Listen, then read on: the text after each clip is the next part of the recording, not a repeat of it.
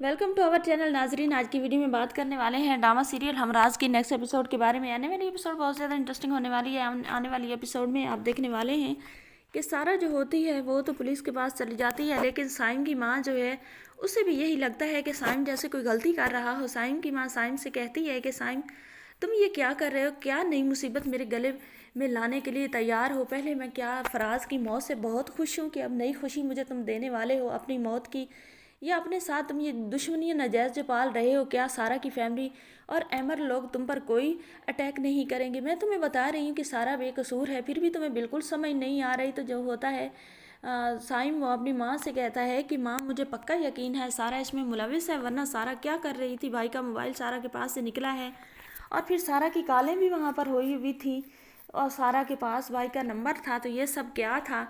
तो इससे तो साफ ज़ाहिर नज़र आता है कि इसमें मुलविस है। और मामा मुझे एक ही सुराग मिला है सारा वाला, मैं ये नहीं खोना चाहता, मैं अपने भाई का बदला ज़रूर लूँगा।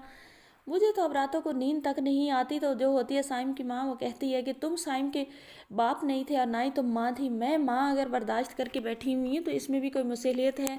मैं तुम्हें खोना नहीं चाहती और तुम्हारी मेहरबानी होगी ये नए पंगे बाजियाँ लेना तुम छोड़ दो।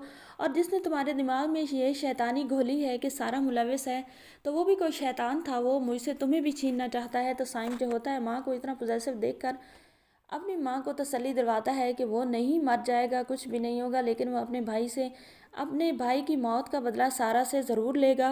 दूसरी तरफ आप देखने वाले हैं कि अमर की परेशानी की कोई इंतहा नहीं है। वो तो अब ना कुछ खा रहा है ना पी रहा है और अपने कमरे में बंद हो गया है। अमर की माँ अमर को समझाने की कोशिश करती है कि सारा पे दुनिया ख़त्म नहीं हो जाती, तुम्हें इतनी परेशान होने की ज़रूरत नहीं है, तुम्हारी मैं किसी अच्छी सी लड़की से देखकर शादी करवा दूंगी। अमर कहता है अपनी माँ से कि माँ आपको शादियों की पड़ी हुई है और मैं यहाँ पर मर रहा हूँ कि मैं सारा से शादी करने वाला था और किसने सारा के खिलाफ ये शैतानी घोली है कि सारा मुलविस है फराज के कत्ल में। हालांकि ऐसा कुछ नहीं है, मुझे सारा पे बिलीव है और मैं सारा को निर्दोष साबित करना चाहता हूँ और इंशाल्लाह मैं करके रहूँगा। आप लोगों को पता नहीं कौन कौन सी बातें आ जाती हैं।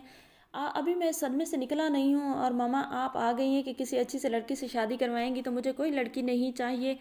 तो दूसरी तरफ आप ये भी देखने वाले हैं सारा भी अब सोच रही है कि उसके साथ ये क्या हो गया और किसने किया है। सारा अब सोचती है कि अब तो उसे अमर भी मिलने के लिए नहीं आया, तो सच में अमर भी उसे छोड़ देगा तो उसके साथ क्या होगा।